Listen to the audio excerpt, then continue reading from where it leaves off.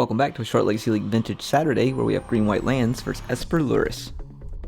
A huge thank you to the Patreon supporters who are helping the league and YouTube channel. If you would like to become a supporter, please click on the link in the show notes. If you've been enjoying our content, please be sure to like, subscribe, and leave a comment below. Game 1, where Andres will be on the play, both of us have kept 6, and I am struggling to learn how to play Vintage better.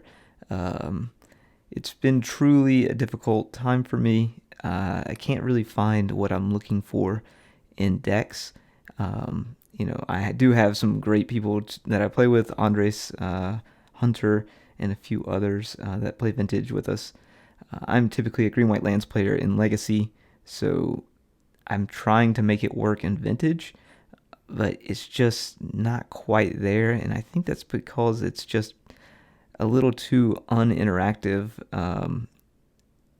for the format. I would like for it to be a little bit better in terms of its power level. In Legacy, it feels pretty good. I could be playing the deck completely wrong. I could be playing it underneath a Legacy guise as opposed to a Vintage guise. I do often forget about me having Lurrus as a companion, and that may or may not be one of the reasons why I'm not enjoying it. Though I do find myself, when I'm playing my Legacy Lands deck, wondering where my Lurrus is, especially like when my exploration gets countered, or I loam over my Shadow Spear or something that I really wanted out of the graveyard. But I just can't get my head around the deck and what makes it truly unique in this format. Especially playing against a deck like Andres is here with Esper Lurrus, which, is running the Dark Confidant that you can already see here. He's got 4 Bowmasters. He is running a Snapcaster.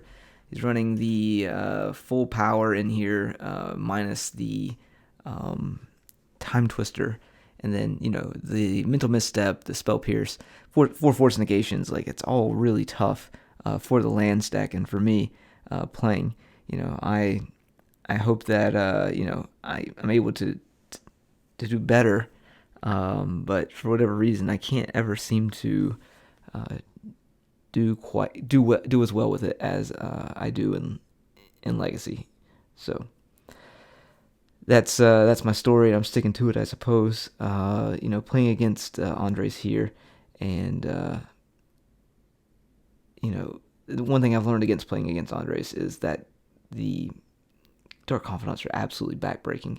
Him getting to draw just that one extra card a turn, multiple Bobs getting to draw, multiple cards per turn at a fairly low cost to him, with the exclusion of the three or four Lauren Revealeds. I think he's playing 4 Lauren Revealeds and 4 Force of Wills, but he always seems to dodge those. And I know he plays Map, and that's not Map. Jeez, I play Map. He plays. I wish I could. I don't even know the fuck he plays. It's that fucking. Oh yeah, the spinny thing. He plays Top. He plays Top in there, so he's able to rearrange the top of his library and not really take any damage off Bob. I've wondered if Top is good enough in lands. I'm not quite sure where I find a space for it, as I'm running the Haywire Might. Probably I could drop it the Elvish Reclaimers maybe. They're a bring over from Legacy, and they do pretty well in my lands deck in Legacy. So I run 2 Reclaimers, 1 Haywire Might, 4 Crop Rotations, 4 Loams. In terms of power, it's Lotus, Emerald, and Pearl. And then I run 2 Mox Diamonds as well, as you can see. Main deck Map, main deck Cage, Manifold Key, main deck Pithy Needle, 4 Spheres, actually total of 5 Spheres, because I have Thorn of Amethyst as well, and I'm playing a Time Vault as part of it. 4 Fast Bonds and 1 Exploration, and then I have my utility lands, Sagas, 2 Besagus, 4 Sagas, 2 Besagus, 3 stages, 2 depths, 4 wastelands, 2 Yavamayas, 1 fetch land, because there's only 3 fetchable lands in the deck, basic forest and 2 savannas, Horizon Canopy, Ghost Quarter, Strip Mine, and a Tabby. That basically rounds out my main deck there. And you can see that I'm struggling to get things going here just through his counter magic. It feels more backbreaking in this format to get your Life in the Loams Force of Willed than it does, and maybe it's because he has Time Walk, he has Ancestral Recall, so he's just drawing a zillion cards a turn against me here, especially with the Bobs, and it's pretty tough for me to come back from. And I look at this game and try and see like where I misplayed, and I really can't find a big hole, other than maybe trying to get my map, and make a 2020 instead of trying to loam back or something like that. But I was kind of holding the map up in case I needed it for he plays a Saga or something like that. But once he gets a Lurrus in his hand, as like he just did, and he gets it in play, all of my my futile attempts to do anything, especially in when he has like a Bowmaster or something like that, because the deck doesn't play a main deck Shadow Spear, it makes it difficult for me to walk through those blockers kind of thing, because he can just hold up infinite Bowmasters until I can go wide enough against him. And he does play 4 swords, plowshares, I believe, which definitely makes it tough for me. No, he plays 1 swords to plowshare, which he just seems to always kind of have. In this particular version of his deck, he's also running a Drown in the Loch, which I believe we saw from HJ in the Eternal Weekend. But as you can see, it's not going well for me. Ancestral Recalls into a Force of Will basically just keeps shutting off everything that I'm trying to do, and it makes it difficult for me to work through, kind of thing. He's just eating me up with just 3 mana, which is, to me, insane kind of thing. But it's a low resource deck that doesn't require very much. Of course, he has another Mox in his hand. He has a lot of things that I don't, and most of that being the counter magic, stopping me from actually being able to interact with him on the stack at all. And I'm just having to work through what I draw off the top. And he's asking me about the Thespian stage there, which he can use a Demonic Tutor and go get a Strip Mine or a Wasteland, and basically just end this game right here. But I don't know if it sounds like I'm complaining or just venting or whatever I'm doing. But it definitely feels pretty rough against him, just based on what he's playing, and based on what I'm playing. I did enjoy playing it at the Eternal Weekend. I talked about it in one of my last vintage videos, where I went 4-5 in Eternal Weekend with this deck, and I was pretty happy about that. I was expecting to go like, I was expecting just to get like 2 wins kind of thing. And so he goes and gets the Wasteland off the Demonic Tutor, and that pretty much seals my fate here. I think like maybe the only thing that would have done better for me is if I had a Dark Depths. If you've been enjoying our content, please be sure to like, subscribe, and leave a comment below. Number 2, looking at the sideboards, for Andres, he can bring in more Plowshares against me. The Spell Bomb, Null Rods are pretty good. He can also bring his own Shadow Spear in as well. But I think the bigger thing is the swords and the Spell Bomb, being able to kill my creatures as well as exile my graveyard. I do have a really good start here off gate with a Saga, 2 power, and my Time Vault. So I'm literally just 2 turns away from being able to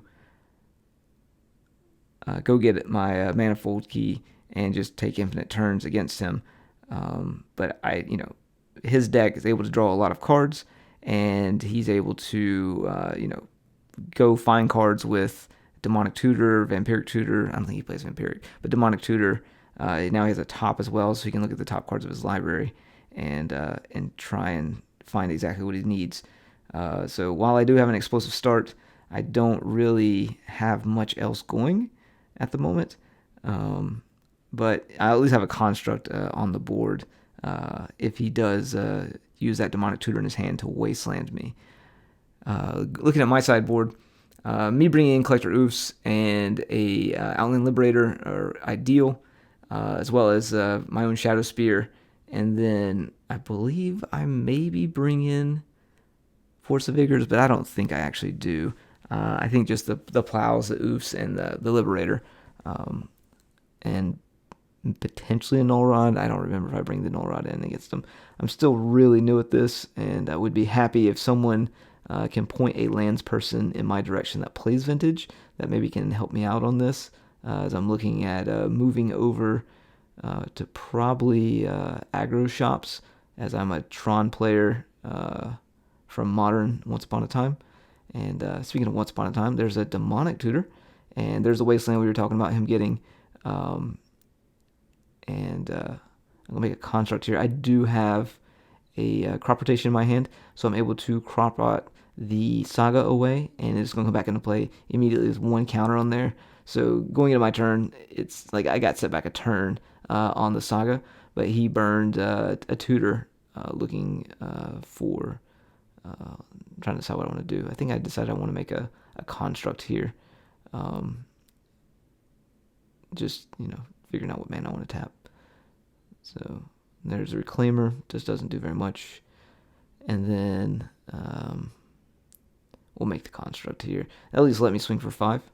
And now I'm, he has to find a Wasteland off the top, or an Ancestral, or a Brain... Oh, he's already used Ancestral. He's going to find a Brainstorm or a Ponder to dig deeper if he wants to find... He also has the... that fucking thing. So he can draw Alluring Revealed. Okay, yeah, never mind. In game number 2, I kept 7 and he kept 5, and he's on the play.